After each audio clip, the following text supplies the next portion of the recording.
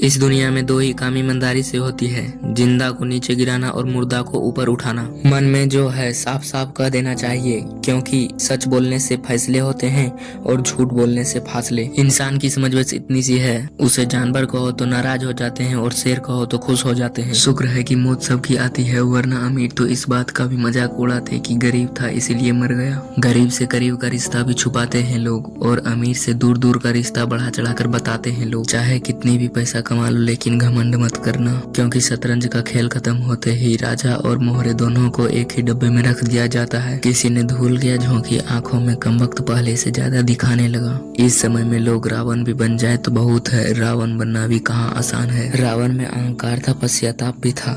रावण में वासना थी पर संयम भी था। रावण में सीता का अपहरण करने की ताकत भी थी, तो फिर बिना सहमति के पराई स्त्री को स्पर्श न करने का ताकत भी था। सीता जीवित मिले ये राम की ताकत थी, और सीता पवित्र मिले यह रावण की मर्यादा थी। इंसान की अच्छाई पर सब खामोश रहते हैं, लेकिन अगर चर्चा उसकी बुराई की हो तो गूंगे भी बोल पड़ते हैं। आप मानो या ना मानो, यह इस दुनिया की कड़वी सच्चाई है। संसार में सभी महिलाएं अपने बेटे को सरवन बनते देखना चाहती है, लेकिन अपने पति को सरवन बनते नहीं देख सकती। इस दुनिया की सबसे सस्ती मजदूर बीवी है। जिंदगी भर उसे इस भ्रम में पाला जाता है कि वो घर की असली मालकिन है। विश्वास एक ऐसा शब्द है जिसे पढ़ो तो 1 सेकेंड लगता है, सोचो तो 1 मिनट लगता है, और समझो तो 1 दिन लगता है, मगर साबित करने में पूरा जिंदगी लग जाता है। माँ बाप उम्र से नहीं फिक्र से बूढ़े होते हैं। कड़वा है मगर सच है।